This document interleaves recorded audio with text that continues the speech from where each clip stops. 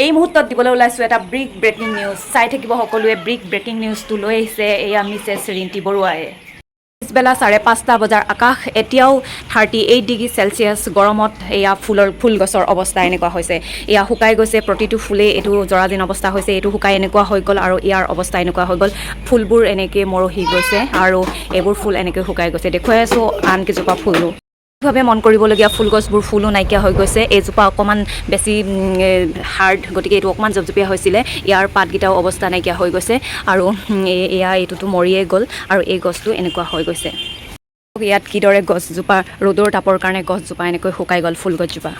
মন কৰক কিদৰে পানীৰ অভাৱত বতৰৰ কাৰণে গছৰ অৱস্থা এনেকুৱা হৈ গ'ল ফুলগছ আৰু এইজোপা শুকাই কেনেকৈ একেবাৰে মৰিয়ে গ'ল আৰু এইজোপা শুকাই যোৱা পথত অতি শীঘ্ৰে ইয়াক ৰিকভাৰী নকৰিলে পানী দি মানে মৃত্যুৰ পৰ্যন্ত হ'ব পাৰে। এতিয়া বিশেষভাৱে মন কৰক এই ঠাইখিনি কিদৰে গছ বন অদৰকাৰী গছ বনেৰে ভৰি পৰিছে আৰু এইফালে মন কৰক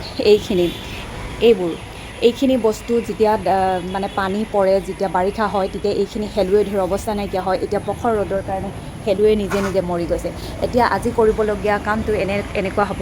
মই ৰিণ্টি বৰুৱাই আজি বিশেষ নিউজটো ব্ৰিক ব্ৰেকিং নিউজ দি আছোঁ। এইয়ে যে এই অদৰকাৰী বনগছবোৰ এতিয়া মিছ ৰিণ্টিয়ে চাফা কৰিব আৰু চাফা কৰি ইয়াৰ অপ্ৰয়োজনীয় তৃণবিলাক উভালি এইফালে পেলাই দিব আৰু পেলাই দিলে জেগাখিনি চাফা হৈ যাব। গতিকে কাম চুৰু কৰিব এতিয়া মিছ ৰিণ্টি বৰুৱাই।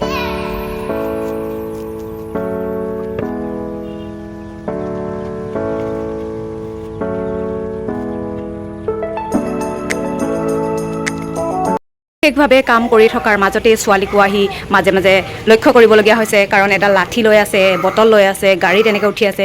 হঠাৎ যদি এইফালে গৈ তাই এইফালে ওলাই পেলাই সেইফালে কাৰোবাক দেউতাকক আইতাকক চাওঁতে যদি পৰি যায়, এইটো এটা ডাঙৰ কথা হ'ব। গতিকে সকলোফালে চাবলগীয়া হৈছে আৰু সেইটো কাৰণে ভাবিছে এই গ্ৰিলখন বন্ধ কৰি দিব। গ্ৰিলখন বন্ধ কৰিলে এই আবদ্ধ ইয়াৰ মাজতে তাই গাড়ীখন লৈ খেলি থাকিব পাৰিব আৰু ৰিণ্টিয়ে ধুনীয়াকৈ এইখিনি চাফা কৰিব পাৰিব। আচলতে এই অদৰকাৰী বনবোৰ নাম কি নাজানো, কিন্তু বন ঔষধি মানুহে অসমত এই গছবিলাকো কিছুমান ঔষধি গুণেৰে ভৰপূৰ বুলি চাগে এইবোৰ ল'ব। আমি এতিয়া বন গছ বুলিয়ে এনেই থকা বুলি এইবোৰ উঘালি পেলাইছোঁ, কিন্তু অসমখন বোলে নৰ্থ ইষ্ট, আমাৰ অসমখন বোলে বন ঔষধি গছেৰে ভৰা। এবাৰ এজন বাহিৰা যেনেকুৱা কবিৰাজ আহি অসমত বোলে পেচাব কৰিবলৈ জেগা বিচাৰি পোৱা নাছিলে, যেনিয়ে পেচাব কৰিবলৈ যায় তেনিয়ে বোলে ঔষধি গছ দেখি পাইছিলে আৰু সেই মনত পৰিছে গছবোৰ দেখিবলৈ ইমান ধুনীয়া। এনেকুৱা লাগিছে যদি টাবত যদি ধুনীয়াকৈ ইয়াক দি থৈ দিয়া হয় তেতিয়াহ'লে ধুনীয়া এজোপা ফুল গছ নিচিনাই লাগিব। আৰু যিহেতু এইবোৰ এতিয়া সাপ বেং পোক পৰুৱাইও বাঁহ লয়, গতিকে এইবোৰ চাফা কৰি থৈ দিয়া ভাল। আৰু বাৰিষা আহিলে যিহেতু এইবোৰ চাফা কৰিব নোৱাৰি, এতিয়া পানী নহওঁতে এইবোৰ চাফা কৰি দিছোঁ, নহ'লে অকণমান বৰষুণ কেইদিনমান দিলে এইবোৰ গোটেই শেলুৱৈ হৈ যায়। অন্য এটা ব্লগলৈ মই স্বাগতম জনাইছোঁ। যিহেতু আমাৰ কালাৰ মাৰি শেষ কৰা বুলি কৈছিলোঁ, কিন্তু হ'লেও আৰু এটা কাম থাকি গৈছিল, সেইটো হৈছে প্ৰটিন মৰা। আৰু এয়া আমাৰ দায়ে প্ৰটিন মাৰি আছে। প্ৰটিনটো মাৰিবলৈ প্ৰথমতে কাঁহী এখনত প্ৰটিনটো বগা প্ৰটিন এনেকৈ মানে হেৰি কৰি আকৌ প্ৰটিনে দিছে নে পানী দি প্ৰটিন মাৰিছে। আৰু এয়া প্ৰটিন মৰাখন দেখাইছোঁ।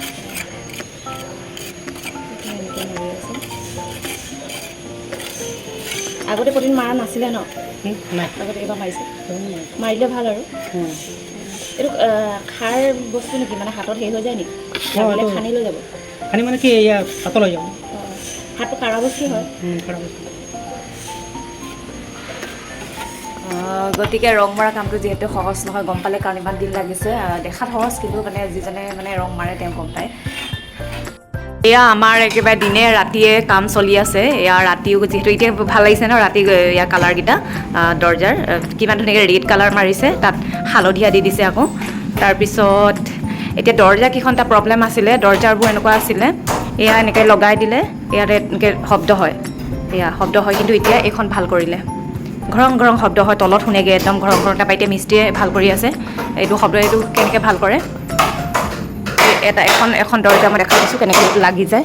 এখন দৰ্জা তেতিয়া মাৰি দিম নহয়, এয়া শব্দ হয় মানে ইয়াতে ছাইডত লাগি এইখিনি পূৰা এনেকুৱা হৈ গৈছে। এনেকুৱা তাৰমানে এই কাঠবিলাকে বেয়া দিয়ে নে কি, এই দৰ্জাখন মানে এনেকৈ হালি যায়, তাৰপিছত এনেকৈ ছাইডত পূৰা ইয়াতে লাগি যায়, লাগিলেনো শব্দ হয় পূৰা। তাৰপৰা এতিয়া এইখন ভাল কৰিলে, ফিনফিনীয়া কৰিলে, এতিয়া এইখন ভাল কৰি আছে। আৰু এনেকৈ মানে যেতিয়া আমি দৰ্জা জপালে মানে ইয়াতে লাগি যায়, লগাৰ কাৰণে মিস্ত্ৰীয়ে কেনেকৈ ভাল কৰিছে। প্ৰথমতে ইয়াতে অকণমান চাচি দিলে, ইয়াতে অকণমান এনেকৈ ছাইডবিলাক চাচি দিলে, তাৰপিছত এয়া খিলি খুলিছে।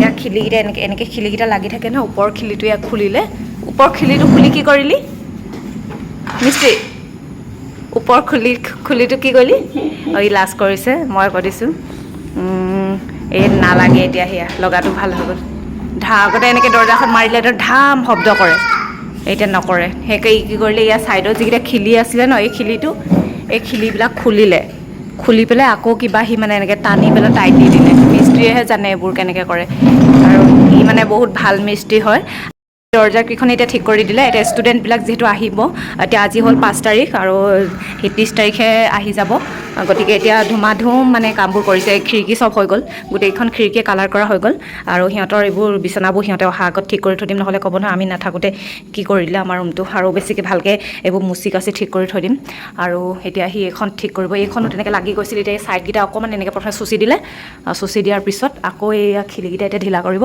এয়া খিৰিকীটা সি ঢিলা কৰি কিবা টানি পেলাই আকৌ খিৰিকীটা লগাই দিলে দৰ্জাখন ভাল হৈ যায় চাওঁ আহকচোন কেনেকৈ লগাই খিলিটো খোলে এয়া প্ৰথমতে খিৰিকীটা খুলিছে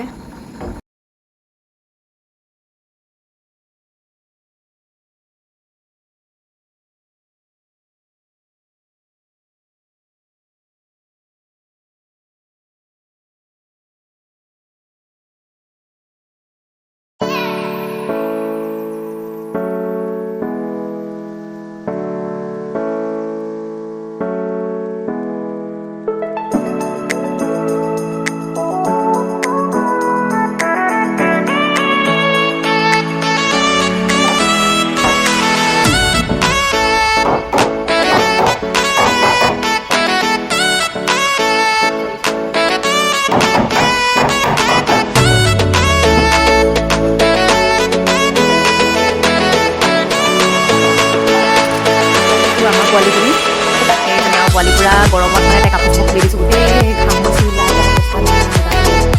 ঘৰত আনিব যায় মানে ঘামচি ভাল নহয় খেলি আছে তাই খেলি আছে আৰু এই মিস্ত্ৰী খালি যাব পাৰিব নটকেইটা এৰুৱা হোৱাৰ পাছত নট কচা সেই ঠাইখিনিত বটালিয়ে অকণমান চুচি ঠাইখিনি অকণমান মানে চুচি দিছে তাৰপিছত আকৌ গজাল লগাব মানে এনেকৈ চুচি দিছে চুচা হোৱাৰ পাছত ইয়াতে আকৌ নটকেইটা লগাই মানে দৰ্জাখন ফিটিং কৰিব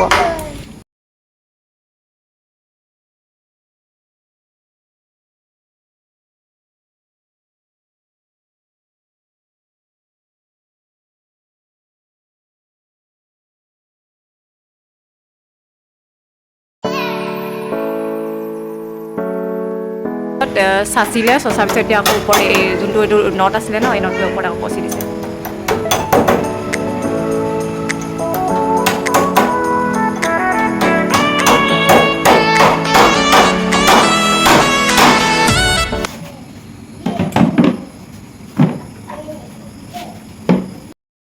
এতিয়া দৰ্জাখন মাৰি দিব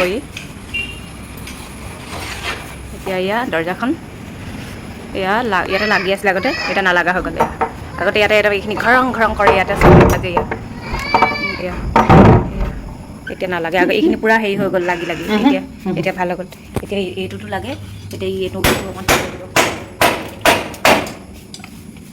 ওলোৱা বেটি ওলোৱা সেইটো থোৱা ওলোৱা আজিৰ জমনিটো ইয়াতে শেষ কৰিছোঁ ধন্যবাদ চাই থকাৰ কাৰণে বাই বাই অন্য এটা ব্লগত লগ পাম